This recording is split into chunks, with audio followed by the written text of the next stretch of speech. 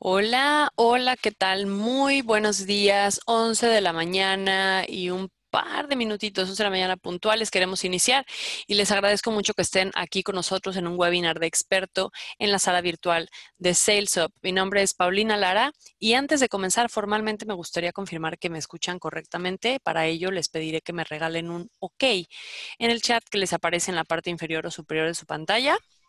Con esto sabré que estamos conectados, que ya me escuchan, que podemos comenzar formalmente con esta presentación. Eso es, muchísimas gracias. Ya me confirman y bienvenidos sean todos. Qué bueno que se toman un espacio para aprender sobre cosas diferentes, nuevas y que seguramente les van a ayudar mucho en sus negocios. El día de hoy con un tema muy interesante y que no todos dominan y por lo mismo me parece que es especial que podamos compartirlo el día de hoy. Antes de presentar formalmente bueno, leerles más acerca de nuestro expositor, quiero simplemente saludarlo, darle la más cordial bienvenida a nuestra sala virtual y esta mañana nos acompaña aquí en SalesUp Fausto Bañuelos. ¿Cómo estás?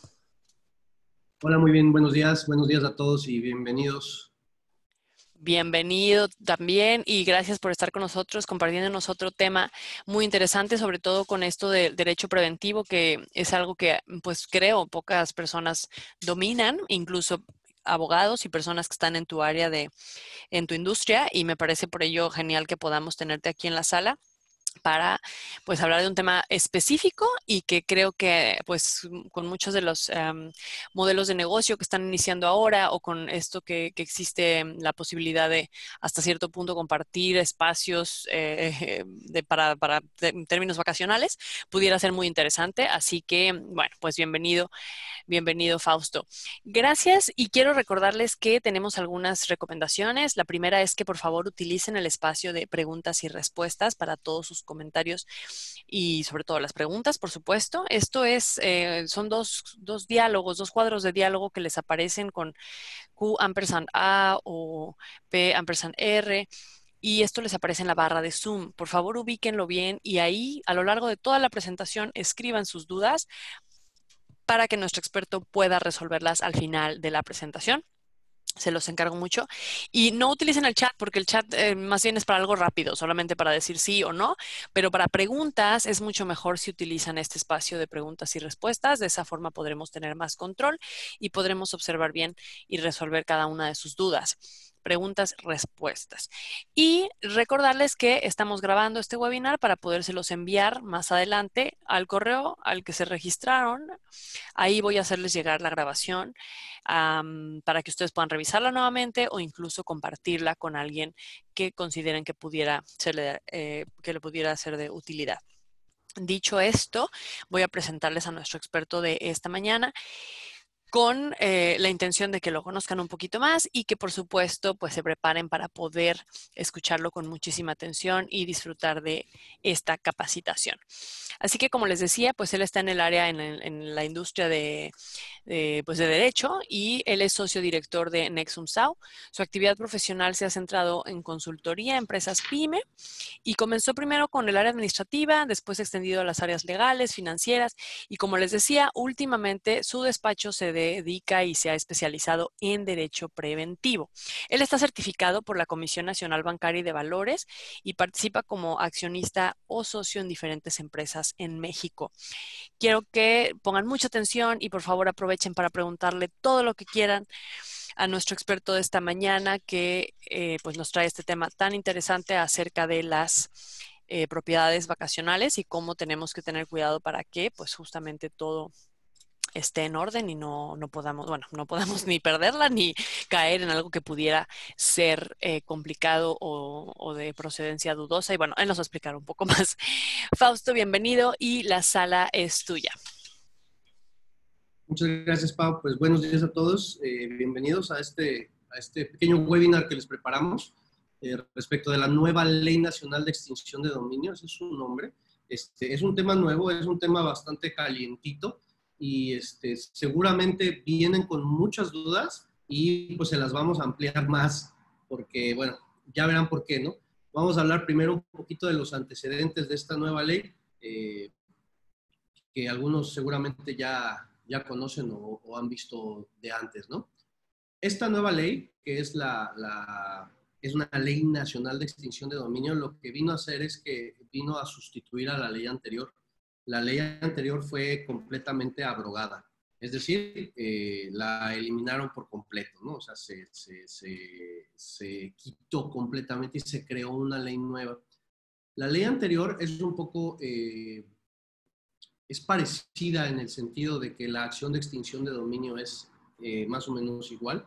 Sin embargo, en la ley anterior, para que hubiera extinción de dominio, tenías que caer en uno de los tres supuestos, que eran los delitos graves, que es delincuencia organizada, trata de blancas y cuestiones de narcotráfico, básicamente, y secuestro. Entonces, con esos tres delitos eran los que se podía hacer la extinción de dominio. Ahora la ley es un poco más amplia. Vamos a empezar por saber qué es extinción de dominio. El artículo 3 de la ley lo define muy claramente y es la pérdida de los derechos que se tienen sobre un bien. En este caso, esa pérdida de los derechos es por una sentencia de una autoridad judicial y no da lugar a contraprestación o compensación alguna para el propietario al que se le haya quitado ese bien, ¿no? Entonces, la extinción de dominio es eso. Hay que recordar que la propiedad privada es un derecho que tenemos los mexicanos, es un derecho constitucional, pero este derecho es originario del gobierno. El titular principal es México. Toda la propiedad privada, hablando exclusivamente de cuestiones inmobiliarias, el dueño original es la nación.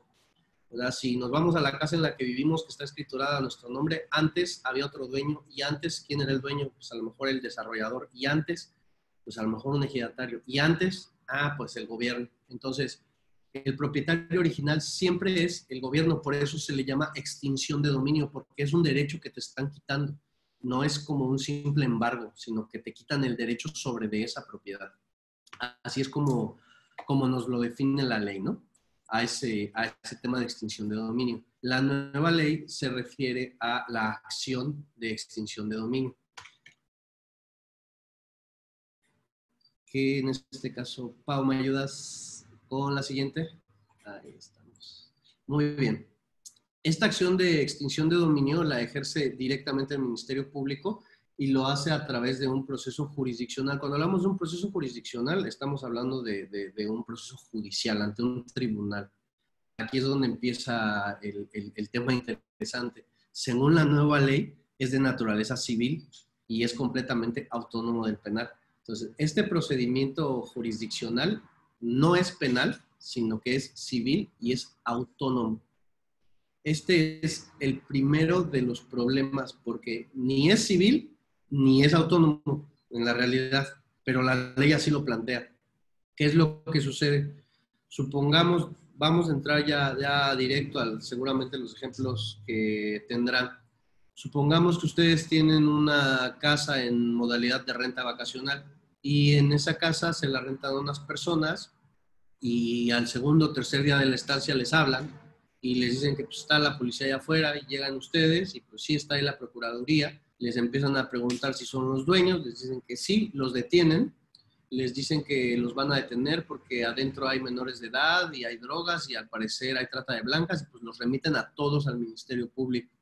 De entrada, el dueño, dependiendo de lo que tenga estructurado, pues podrá quitarse la acción penal. O sea, sí es muy probable que en su persona se pueda quitar esa acción penal y el Ministerio Público no pueda comprobar que es parte de una banda que se dedica o que estaba colaborando con los que realizaban la trata de blancas. Pero en la parte de la extinción de dominio, el bien inmueble, que en este caso sería la casa, lo van a sujetar a esa acción.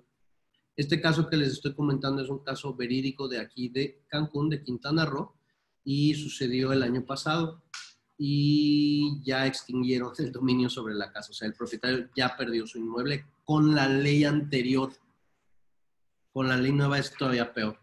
Entonces, lo que la ley nueva presume es que a raíz de un delito se da lugar a una acción de extinción de dominio en donde el inmueble que estaba relacionado a ese delito se le va a quitar al propietario el derecho sobre de él y se le penaliza porque no hay compensación, no hay nada, lo pierde. Esta persona interpuso un juicio de amparo y lo perdió. Y el juicio de amparo lo tenía un abogado muy, muy, muy, muy bueno y lo perdió. O sea, no hubo forma con la ley pasada. Con la ley nueva, pues es todavía un poquito peor. Entonces, esto emana del 22 constitucional. Ahora, en este caso, ¿cuándo hay procedencia de esta acción de extinción de dominio? Bueno, esto es muy importante. Cuando no pueda acreditarse y no se encuentren relacionados con las investigaciones derivadas de hechos de corrupción, encubrimiento, delitos cometidos por servidores públicos, delincuencia organizada, cuando no se pueda acreditar que no se estaba ligado a esos delitos. Ahorita más adelante vamos a ver exactamente qué delitos se constituyen ahí y les voy a dar dando un dato para que recuerden, un concepto, buena fe. Este es un concepto muy, muy importante para la acción de extinción de dominio. Ahora vamos a ver por qué. Toda la persona que se le considere afectada, se le garantizan acceso a los medios de defensa adecuados para demostrar. Ahora, esta es la parte en donde se trata de tapar que la extinción de dominio pues realmente es una afectación a un derecho humano y pues se deja a salvo el derecho de alguien de poder demostrar. Sin embargo, vamos a ver después en el proceso de extinción como tal, cómo es muy difícil, porque al ser autónomo, entre comillas, salirse de este proceso es muy complicado. Entonces, vamos a ver ahora cómo funciona. Todo comienza con la solicitud de extinción de dominio. Esta la hace directamente el Ministerio Público que está a cargo de la investigación. Y el proceso, en teoría, lo realizan de forma separada y por la vía civil. Cuando hablamos de separado, supongamos que el Ministerio Público sobre esta investigación va a decir, es la averiguación previa 18-2020. Entonces, todo va a ir ligado con ese número. La extinción de dominio no, esa se va a seguir por separado, va a tener un número diferente y se va a seguir de forma diferente y no la va a ver el juez que está viendo la causa penal, sino que la va a ver un juez especializado en la materia de extinción de dominio, que va a ser un juez civil. En teoría, al día de hoy ya deberían de estar especializados los jueces y en cada distrito debe de haber un juez civil a cargo de esta acción. En Quintana Roo sí hay y se les estaba capacitando, pero digamos que todavía no están funcionando al 100% y de los casos que se han visto, pues todavía hay muchas dudas, inclusive con el mismo proceso. Entonces, aquí, para esta acción de extinción de dominio se considera que debe de existir un hecho ilícito, que hay un bien de origen o destinación ilícito. Hay que tener cuidado con esto porque en el caso de un inmueble de renta vacacional, su origen es lícito, lo suponemos, ¿no? Pero el destino no. Entonces, aquí tanto el origen como el destino va a ser un problema. Si estuviéramos hablando de un origen ilícito, entonces sería otro delito más, que sería lavado de dinero. Entonces, en este caso, alguien que tiene una renta vacacional, el origen fue ilícito, pues lo compró por efecto de su trabajo, de sus ahorros o lo que sea, pero el destino no fue ilícito. El siguiente elemento que es muy importante es el nexo causal de los dos anteriores. El nexo causal es el vínculo que va a existir entre el hecho ilícito y el bien y su destino ilícito. Entonces, el propietario va a decir, es que yo lo renté, yo no sabía nada, pero no lo va a poder probar. Va a ser muy, muy difícil que lo pruebe. Entonces, ahí va a estar el nexo causal, va a decir, bueno, el inmueble es tuyo, el inmueble es de origen lícito, pero se usó para un fin ilícito. Entonces, ahí es como nos vamos a vincular a la acción de extinción de dominio. Luego, ¿cuál es el fin de este bien? Bueno, en esta infografía de la UNDOC podemos ver cómo es el círculo del lavado de dinero, en donde el crimen organizado tiene producto de actividades ilícitas, se incrementa el patrimonio de ellos por los mismos fondos de origen ilícito y ese dinero ellos lo buscan reingresar al sistema financiero y usarlo como si fuera la apariencia de un origen legal. y ahí es donde precisamente se persigue ese origen ilícito del delito y en donde nos pueden vincular a nosotros teniendo un bien lícito. Ahora, ¿qué delitos contemplan? Me estoy yendo un poco rápido, así que si tienen preguntas las pueden ir poniendo en el área de preguntas y respuestas que les dijo Pau y las podemos ir contestando o al final las revisamos. Estos son los delitos a los que aplica la extinción de dominio. Aquí sí nos vamos a detener un ratito. Terrorismo. Eso, bueno, es un delito muy amplio. En el Código Penal Federal son varios los artículos que tienen que ver con terrorismo. Entonces, pues bueno, la definición más esencial son actos ilegales para causar terror. Ya me están preguntando ahí de la renta de un hotel. Ahorita vamos a eso, porque esa es una pregunta que nos hacen siempre en todas las conferencias. Estuvimos precisamente en la Expo Renta Vacacional en noviembre pasado, aquí en Cancún, y era así como que la pregunta reina, ¿no? Ahorita volvemos a ella. El segundo es acopio y tráfico de armas. El tercero es tráfico de órganos. Luego tenemos corrupción de menores o incapaces, que ahí entraría trata de blancas. Tenemos delitos en materia de trata de personas, que también entraría trata de blancas en el caso de que fueran mayores de edad. Secuestro, contrabando y equiparables, mercancías robadas, piratería, etc.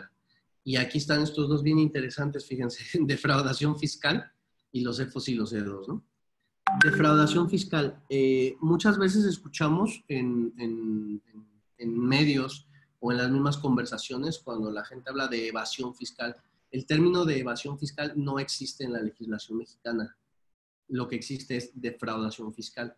Y la defraudación fiscal es cuando se realizan acciones que pretendan reducir la cantidad de impuestos que vamos a pagar al fisco.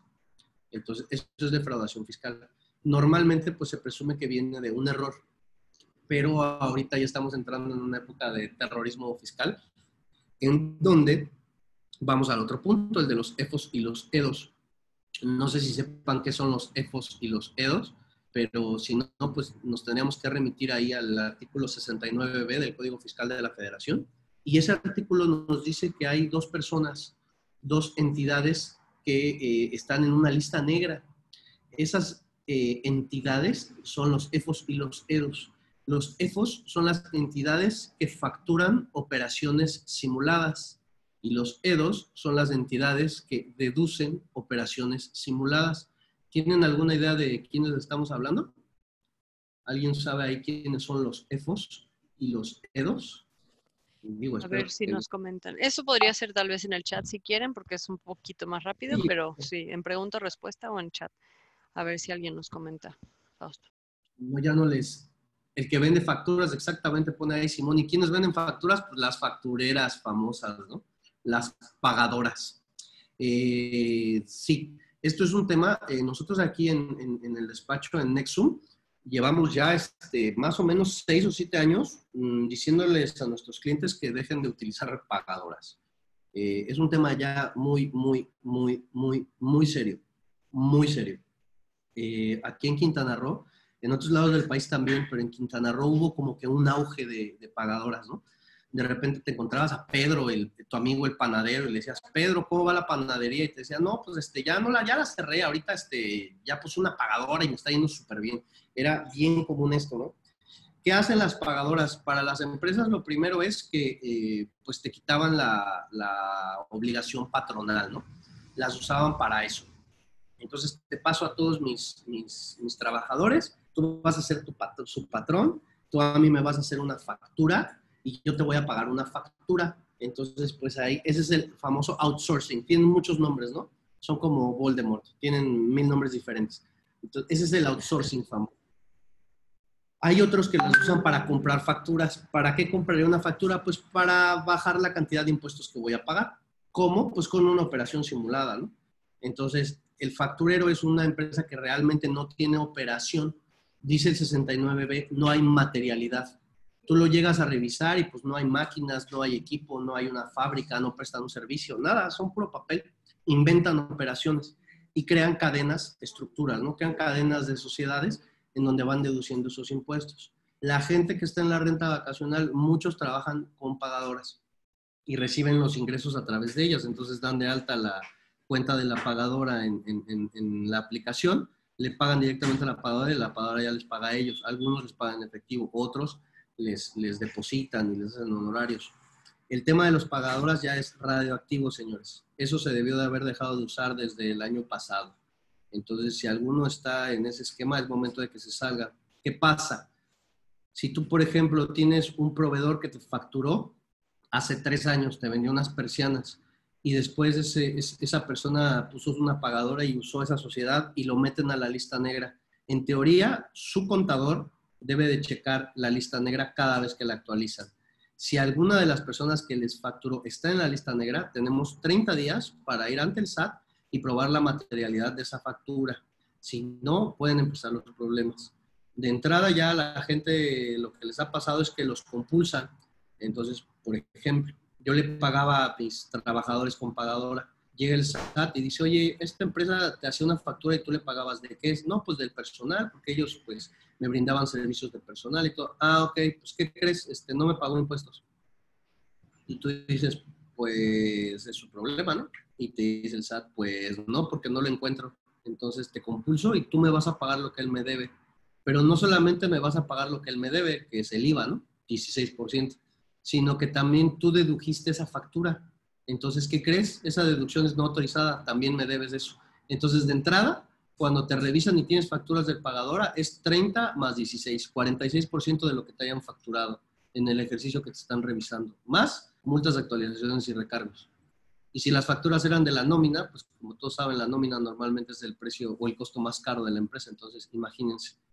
Ahora, además de todo ese terror fiscal que les acabo de aventar encima, podrían entrar a un tema de extinción de dominio si tuviera que ver con un bien inmueble, porque ya se le considera delincuencia organizada. Entonces, el que alguien compre una factura puede meterlo en un tema de delincuencia organizada, delito grave, no hay fianza y no hay amparo.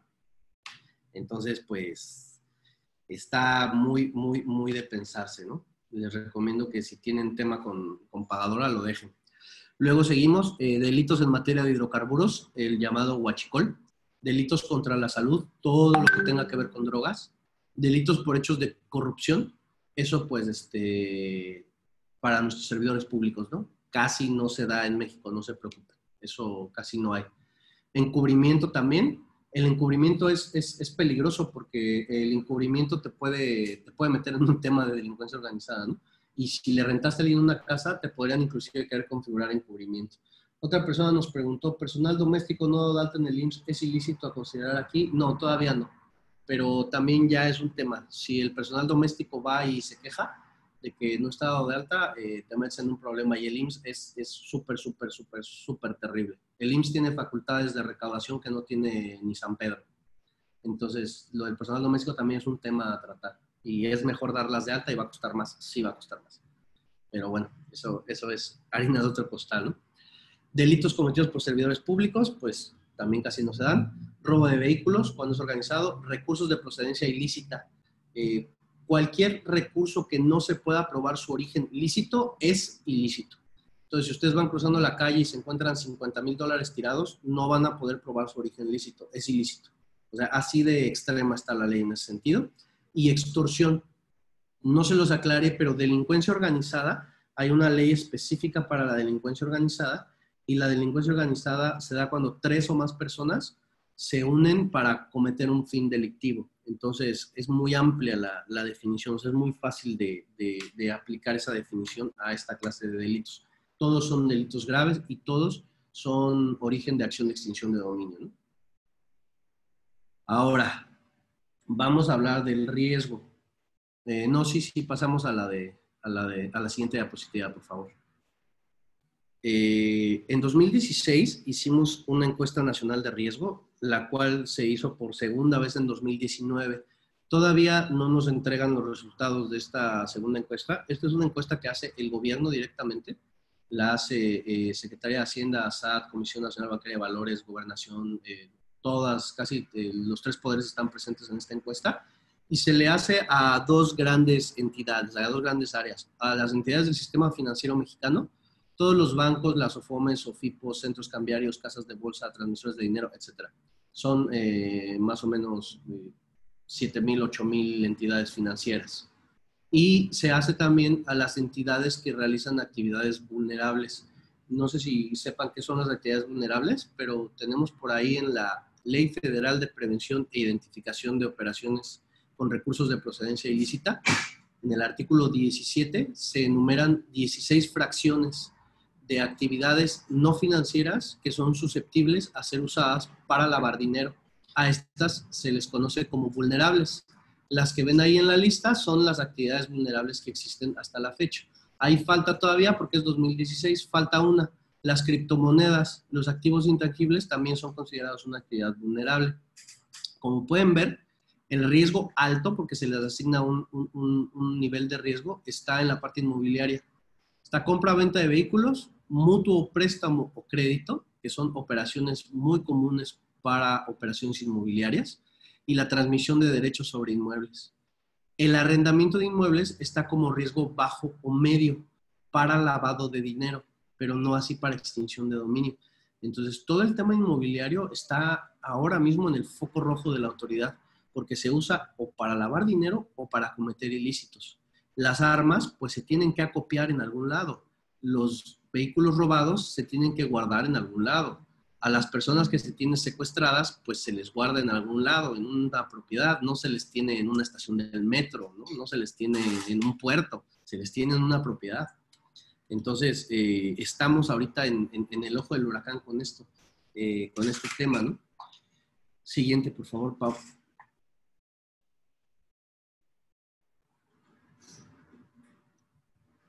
Ahora vamos al proceso de extinción de dominio y ahorita respondemos la pregunta de los hoteles, ¿no? En el proceso, pues es un poco complicado, pero se lo estamos tratando de poner de la forma más sencilla posible. Primero, el Ministerio Público, a raíz de una denuncia que tiene abierta, identifica los bienes objeto de la extinción de dominio, identifica a los titulares de esos bienes y aporta datos, elementos o indicios para proceder a la acción. Aquí hago un paréntesis. Muchas veces dicen, es que el juez lo dejó libre. No es el juez. No quiero decir que el sistema judicial está perfecto, porque de hecho está lejos de eso, pero muchas de las veces lo que ustedes oyen, lo que oímos en los noticieros de lo dejó libre, el concepto adecuado es autodeliberación por falta de elementos para procesar. No hay un auto de inocencia. O sea, no existe un auto de que se le declara inocente. Eso es hasta el final de un juicio. Al principio, cuando los dejan libres es porque no hay elementos para procesar. Entonces, el Ministerio Público tiene que aportar esos datos, elementos o indicios. Como se imaginarán, pues los datos, elementos e indicios deben de ser suficientes. Sin embargo, la ley nueva, como la plantearon, está muy fácil que el Ministerio Público sujete a alguien a extinción de dominio. El único elemento que tiene que aportar es que esa persona no pueda probar la buena fe. Ahorita vamos a ir a eso. En esto apoya la policía, los servicios periciales, las autoridades judiciales y no es oponible al secreto bancario, bursátil o tributario. De hecho, ese concepto de secreto bancario ya no existe en México. Efectivamente, desde la ley del impuesto a los depósitos en efectivo, ya no hay secreto bancario en México. Antes sí había, ¿no? Entonces, si creían que ese impuesto era para jalar dinero, no era para jalar dinero. Era para que pudiéramos romper ese secreto bancario, ¿no? Ahora, después de esto, ya que el Ministerio Público tiene las pruebas, se presenta la demanda. El Ministerio Público presenta esa demanda, que acuérdense que es una demanda específica, a un juez especializado en la materia, que es un juez civil. Luego el juez admite y da un término para contestación, o sea, la admite y te dice tienes un término de tantos días, que son 15, para contestar a la demanda. Después de esa contestación viene la audiencia inicial. Es un proceso un tanto abreviado, ¿no? En esta audiencia inicial, pues, se empieza con la depuración procesal, o sea, se deja nada más lo que se va a tratar en el tema, se fija la litis, que es cuál es el problema realmente, se hacen los acuerdos probatorios, se admiten o desechan pruebas, se revisan las medidas cautelares, que en este caso, pues, el bien va a estar embargado o va a estar incautado, ¿no? Es la palabra correcta. Y se señala el día y la hora para la audiencia principal, y en la audiencia principal pues ya se desahogan pruebas, se presentan alegatos y se llega a una sentencia. Esa es de forma muy breve el proceso de acción de extinción de dominio. Es muy rápido. De hecho, es muy fácil que la acción de extinción de dominio acabe antes de lo penal. O sea, y ahí es donde está el peligro, imagínense. Te meten a un tema de trata de blancas, el tema judicial, el tema penal se echa 5 años, y en la acción de extinción de dominio se echaron 6 meses. Entonces, para cuando venga la sentencia en donde salga que tú efectivamente eres inocente y tú no tenías nada que ver con estas personas, tu bien ya se vendió hace 4 años, se remató. Entonces, ahorita seguramente van a preguntar, ¿y qué pasa si soy inocente? Ahorita lo vamos a ver más adelante, porque sí, tampoco les va a alegrar la vida. Este juicio de extinción de dominio es oral, por eso también es un poco rápido y es público. Recuerden que ya estamos en la transición en la oralidad a un sistema penal acusatorio.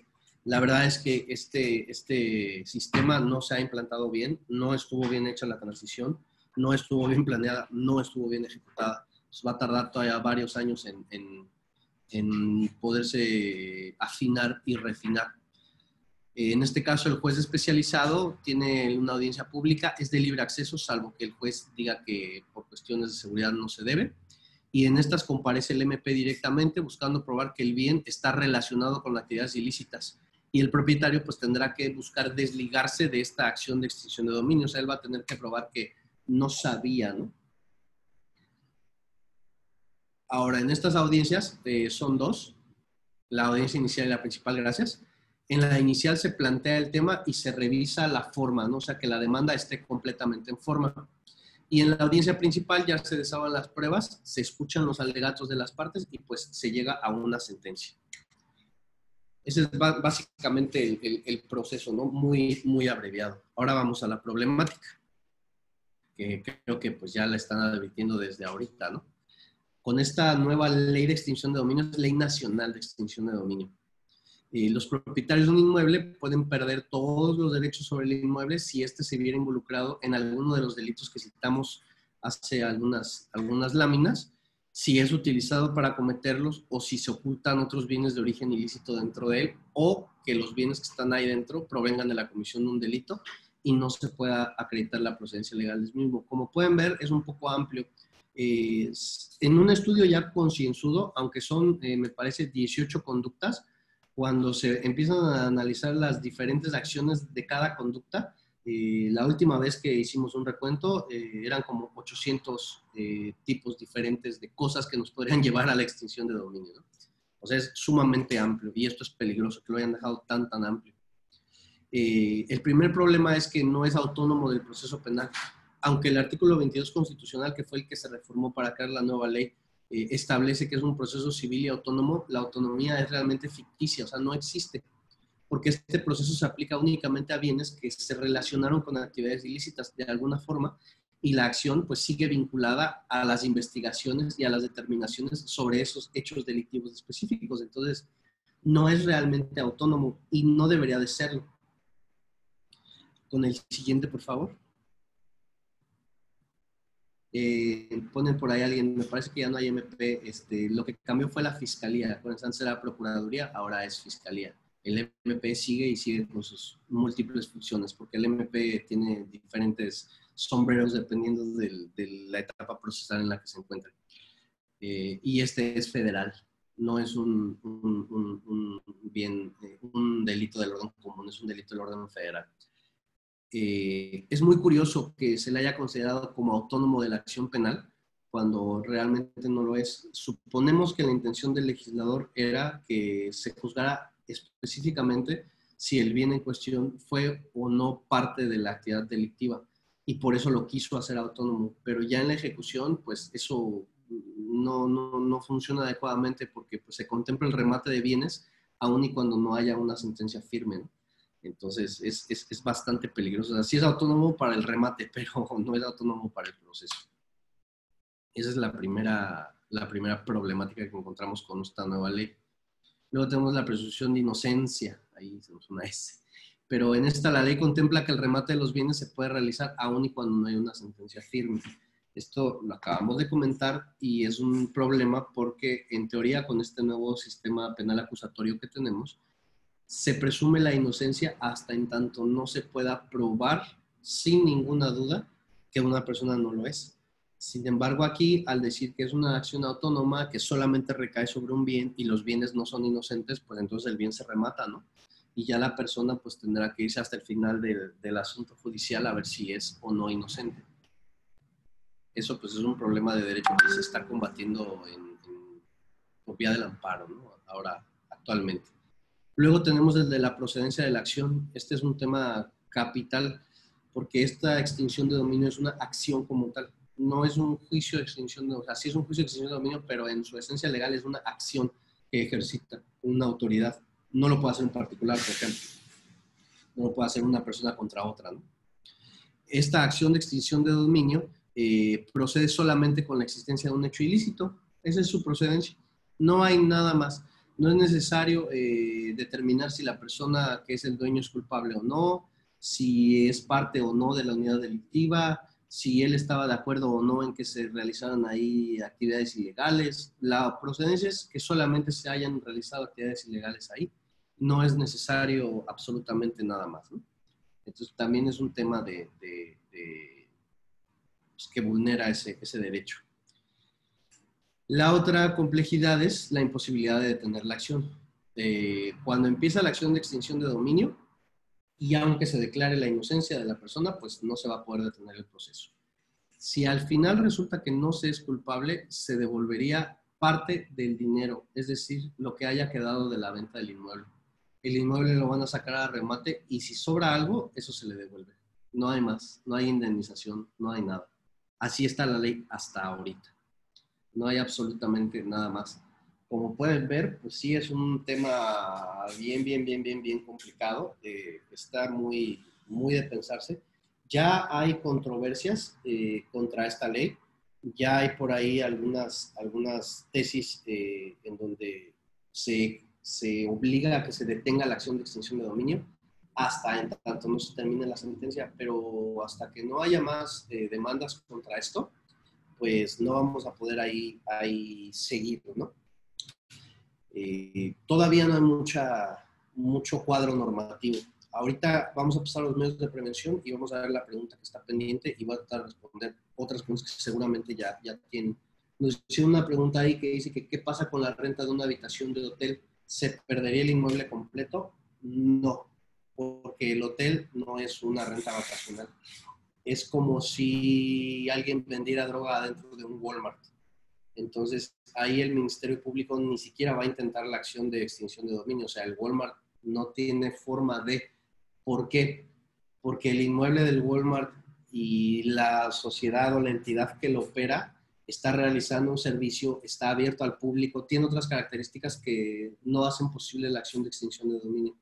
De hecho, ahorita vamos a entrar a eso bien fuerte. Supongo que todos los que están aquí adentro están en rentas vacacionales. De antemano les digo, no hay regulación para rentas vacacionales. Si el día de hoy me preguntan si la renta vacacional es arrendamiento u hospedaje, les puedo decir que es los dos y que no es ninguno. No hay legislación al respecto. En Quintana Roo se sacó una constancia de anfitrión y empezó a funcionar el año pasado, pero bajaron el portal y ahora no se tiene. Tienen que pagar impuestos, les están haciendo la retención del impuesto sobre nóminas, pero no les entregan la retención. Entonces, el dueño de la propiedad no tiene forma de cómo comprobar que le retuvieron ese impuesto sobre nóminas. No hay regulación. Hemos estado hablando últimamente con personas del gobierno y con otras personas de la industria y las preguntas de cajón son, ¿necesitamos licencia de funcionamiento? Pues sí. ¿Una licencia de funcionamiento para cada propiedad?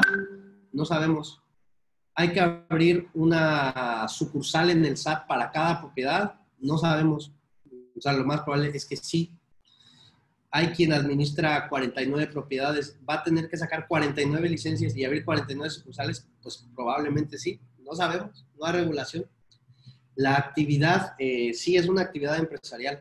De hecho, sí hay quienes han ido al SAT y se dan de alta y reportan el ingreso, que sería lo correcto. Pero lo manejan como arrendamiento. Hay quienes he visto por ahí algunos que se dan de alta como hospedaje, ¿no? Como un hospicio. El hospedaje está regulado por el Código Civil, entonces no está tan perdido. ¿Es un hotel? No, no es un hotel. Tiene características de hotel, más o menos, pero no es un hotel. No se configura como tal. Y el hospedaje sí se configura en el Código Civil a lo que dice la renta. Entonces, lo que les quiero decir es que no tenemos idea de qué vaya a suceder. Estamos pidiendo encarecidamente y a todas las espiritualidades que quien haga la ley entienda de la cuestión del tema. Vamos a entrar a los medios de prevención, ya nos hicieron otras preguntas por ahí. Y una de ellas es, ¿se puede hacer un contrato? Miren, se los voy a decir así, sencillito. Hay una forma, una sola forma en que se pueden quitar por completo la acción de extinción de dominio. Es así como que la forma misteriosa, ancestral para hacerlo, ¿no? Y es que denuncien. Si ustedes vieran que en la propiedad en donde están existe una actividad muy posiblemente ilegal, tendrían que ir al Ministerio Público y denunciar. Y decir, ¿sabes qué? Yo rento una propiedad, veo allá adentro que hay cosas bien raras, no sé qué sea, pero pues vengo a levantar una denuncia. Esa es la única forma en que podrían librarse por completo de la acción de extinción de dominio. Ahorita nos preguntaron de un contrato, les vamos a hablar de contratos y cuando les diga no les va a gustar. Vamos a empezar con el 15. Se presume la buena fe en la adquisición y destino de los bienes. Para gozar de esta presunción, la parte demandada y la o las personas afectadas, dependiendo de las circunstancias del caso, deberán acreditar, entre otras. Entonces, el artículo 15 es el que nos dice cómo no va a proceder la acción de dominio. Y esto se basa en la buena fe.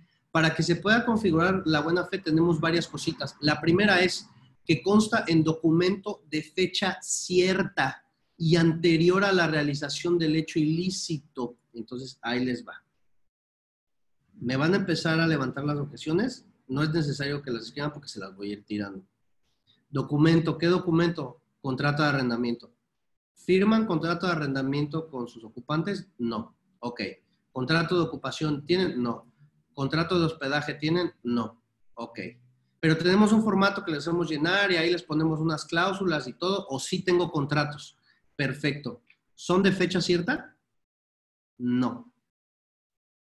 ¿Cuál es la fecha cierta? Exactamente. Simón González pone, es igual a documento ante notario, es correcto. La única forma que podrían probar fecha cierta es que se haya protocolizado o que se haya ratificado ante notario público. Oye, pero es que el Airbnb ahí te pone la fecha y la hora. No es cierto. La autoridad puede presumir que se modificó el sistema de alguna forma. Oye, pero es que la persona ahí me escribió la fecha en la que llegó. No es cierta, porque se pudo haber escrito en cualquier otro momento. Entonces, ese es el primer problema. Ahí les encargo, porque alguien me decía en la exporrenta vacacional, entonces, ¿qué? Pues llevo a cada persona que me llegue del Airbnb al notario, pues buena suerte, ¿no? O sea, le digo, va a ser véndeselos como un tour, ¿no? En Cancún, el tour de visita notarial. Pues no, o sea, es ilógico, es imposible. Entonces, ahí tenemos ya el primer problema, fecha cierta. En la siguiente diapositiva vienen las otras características que también están igual de complejas. Que oportuna y debidamente se pagaron los impuestos, y contribuciones causadas por los hechos jurídicos en los cuales funde su buena fe o justo título. Fíjense bien, esto que les voy a decir es un punto de vista personal que defendemos en el despacho desde hace muchos años. De hecho, el año pasado, en los últimos 2-3 meses, me reuní con 4 personas más o menos, de las que me paré de la cita y me fui. Y la pregunta que me hacen es, ¿cómo hago para no pagar impuestos? Eso ya no existe. Eso se acabó. O sea, culturalmente es deplorable que tengamos esa idea en la mente. Pero ya no se puede. O sea, ya es sumamente peligroso. O sea, antes era condenable desde el punto de vista cívico. Ahorita es un suicidio el decirse eso. De hecho, en los memes que estuvieron circulando hace poco, ¿no? De síganme para más recetas, había una página de contadores que ponía, ¿cómo hago para no pagar impuestos? Y la respuesta, pues muy sencilla, no tengas ingresos. Sencillo. No quieres pagar impuestos, no tengas ingresos.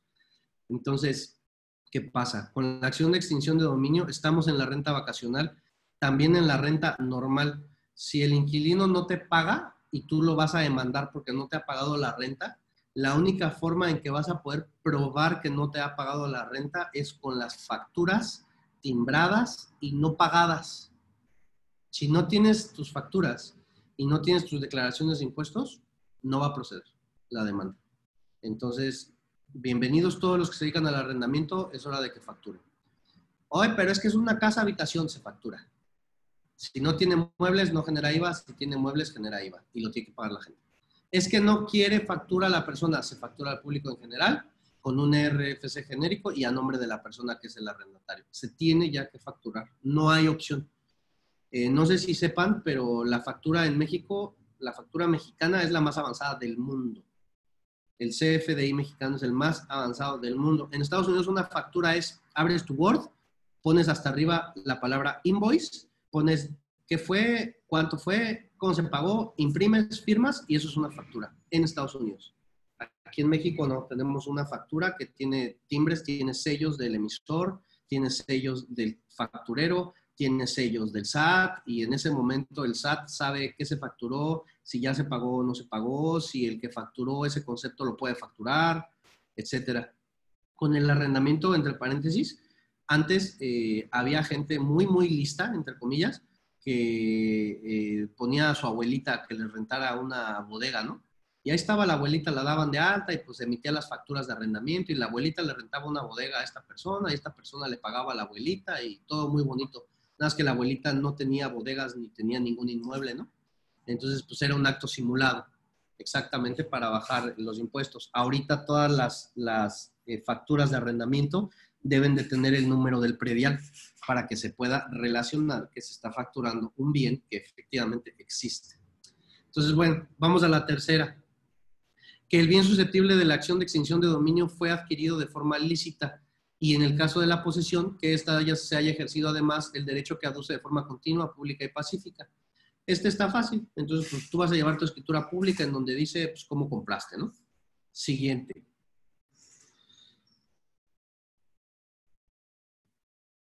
La autenticidad del contrato con el que pretenda demostrar su justo título, con los medios de prueba idóneos, pertinentes y suficientes para arribar a una convicción plena del acto jurídico y su licitud.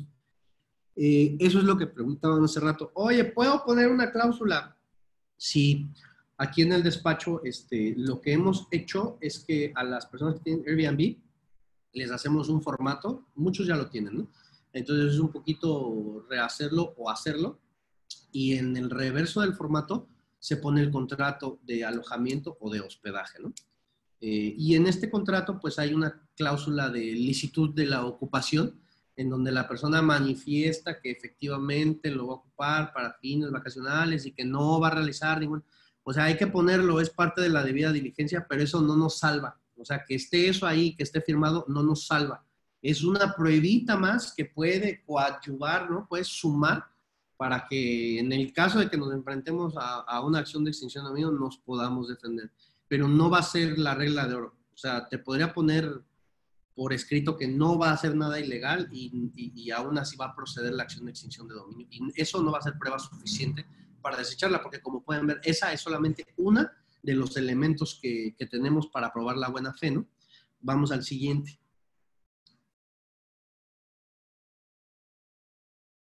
El impedimento real que tuvo para conocer que el bien afecto a la acción de extinción de dominio fue utilizado como instrumento. Esta me da muchísima risa, fíjense bien. El impedimento real que tuvo para conocer que el bien afecto a la acción de extinción de dominio fue utilizado para un fin ilícito. ¿Cómo voy a probar que estuve impedido de saber que ahí se iba a hacer algo ilícito? O sea, es una prueba negativa, ¿no? ¿Cómo pruebas que no eres biólogo? Ah, cabrón, pues está difícil. Así lo pusieron en la ley tal cual. La esencia o el espíritu de quien lo redactó, quiero yo suponer, es que la persona pueda probar cómo él no sabía, pero no puedes probar la ignorancia, o sea, no se puede. Entonces, pues puedes poner en el contrato que a partir de este momento la persona va a ocupar tal lugar y que él se hace cargo de lo que suceda adentro y tú no vas a estar revisando.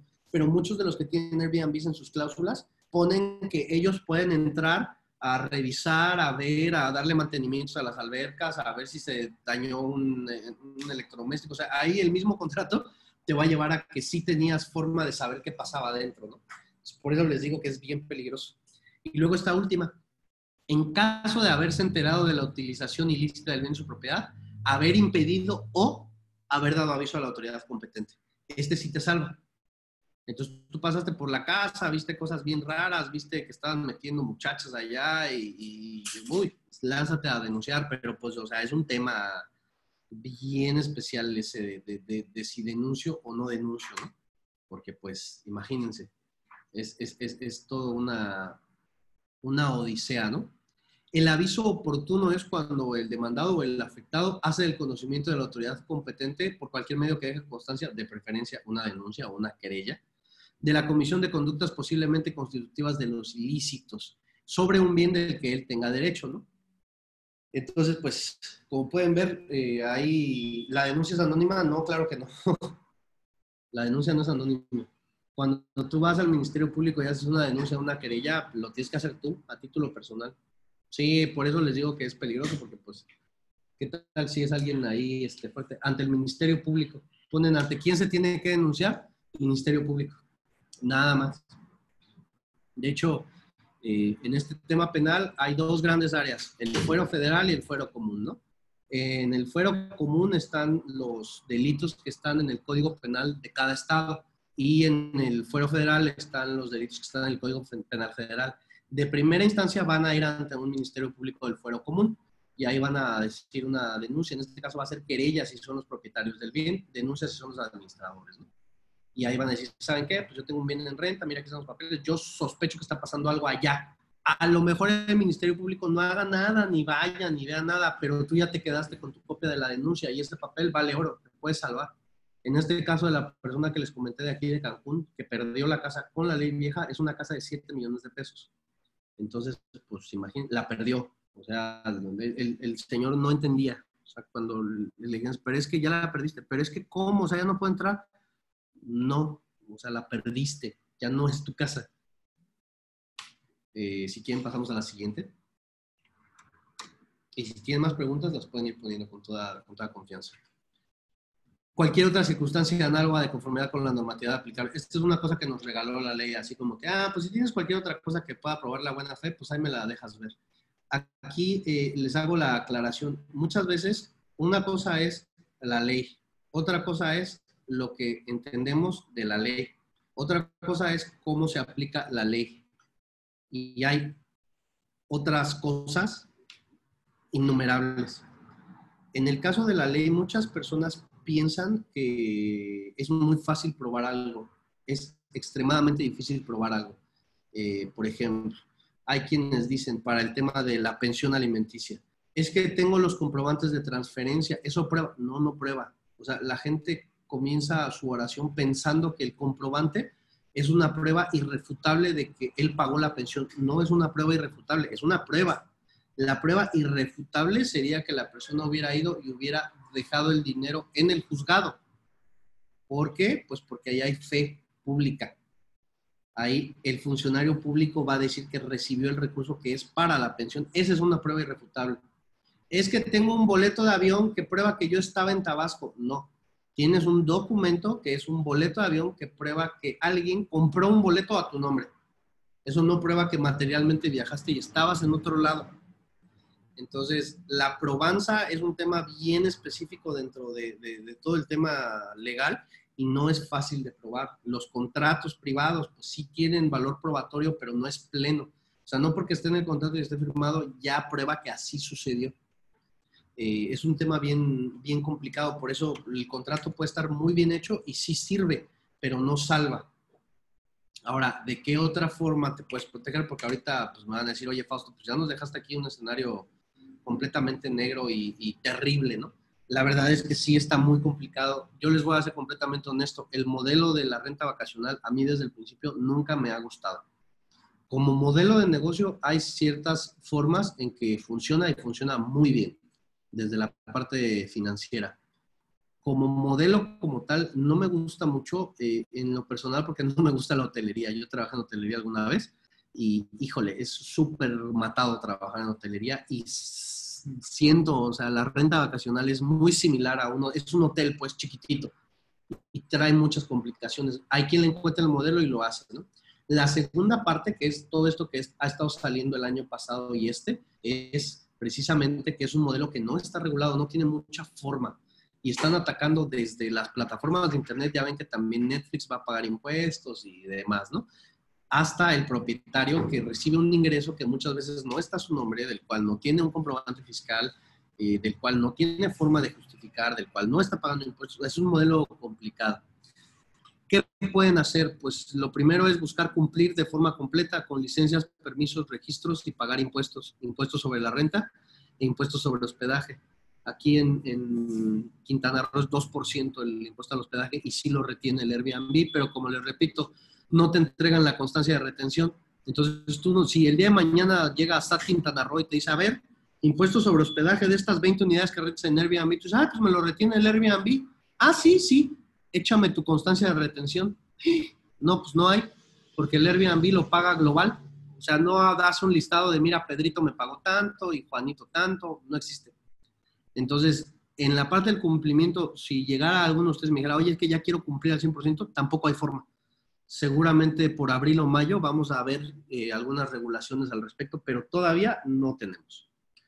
Después tenemos un contrato que contemple la naturaleza real de la relación entre propietario y property manager. Aquí les voy a hacer una acotación, no vayan por simulación, no, es algo también cultural, pero luego a los mexicanos nos encanta decir que es una cosa, pero realmente es otra. Eso lo veo mucho con la promesa de compraventa. No saben cómo detesto a la promesa de compraventa porque todo el mundo dice, es que es una promesa de compraventa, ya me pagó el 20%. Oye, ¿ya te pagó? Sí, o sea, ¿ya te di el dinero y ya dispusiste de él? Sí. No es promesa, es una compraventa a plazos. La promesa es un contrato en donde alguien promete vender y otro promete comprar y pueden dejar una garantía para la promesa. Pero si ya le estás vendiendo, es una compraventa. Entonces, es algo que hacen mucho. Alguien me decía, bueno, es que voy a hacer como que unos contratos de que como que es un hostal y entonces así, no, ni te metas. O sea, si vas a hacer un hostal, haz un hostal. No te metas a un tema de simular, porque va a ser un problema de nunca acabar.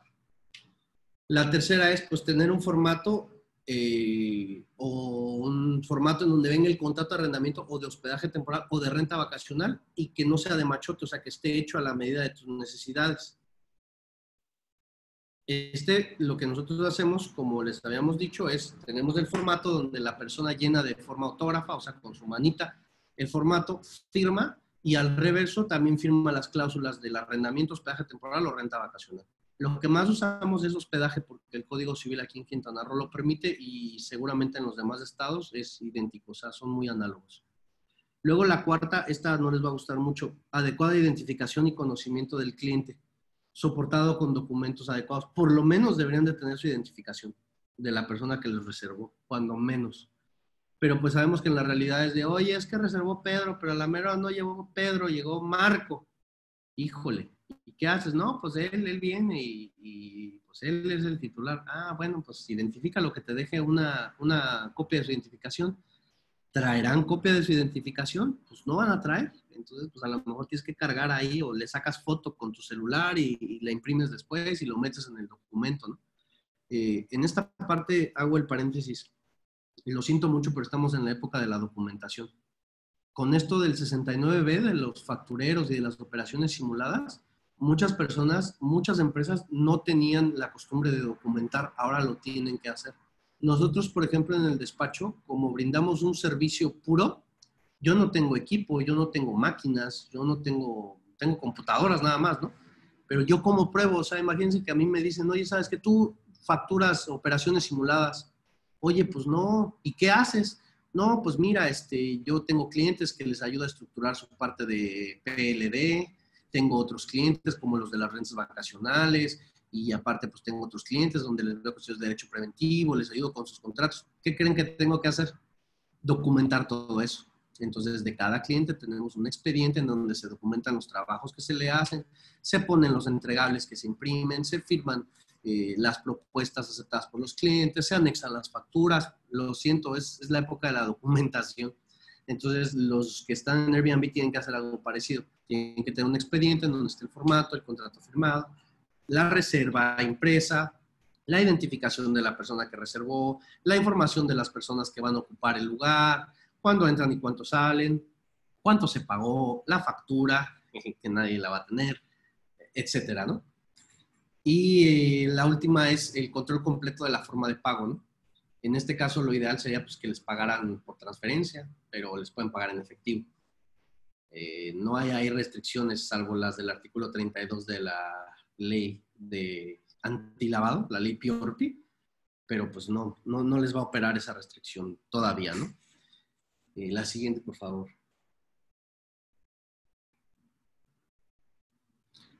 No sé si tengan alguna duda hasta aquí o tengan alguna queja, muchas, si quieran manifestar su tristeza o su preocupación. Exacto, Fausto, nos has dejado aquí llorando a todos los que de alguna manera conocemos o estamos en esto de las rentas vacacionales. Bueno, nos has dado algunas ideas para protegernos lo más posible. Creo que eso es valioso. Aprovechen para preguntar. Ya contestaban aquí sobre lo del notario, denuncia anónima, sí. ¿Nos podemos amparar? Es una pregunta reciente. No es amparable la acción de extinción de dominio. Hay gente que se está amparando, pero más bien son controversias entre las mismas autoridades y es contra la ley. Entonces hay gente que está atacando la ley sin estar dentro de una acción de extinción de dominio. Pero la acción de extinción de dominio no es amparable, por lo menos hasta ahorita. ¿Qué ¿Qué sugieres para sugieres? la circunstancia de retención? Eso no hay forma de que se... O sea, y te sugiero algo, pídesela a Airbnb.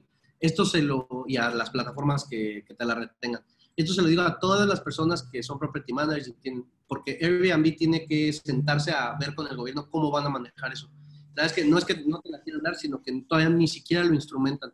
Sí. Hemos hablado con gente del gobierno. Hay una persona aquí en Quintana Roo, en gobierno del estado, que está viendo este tema.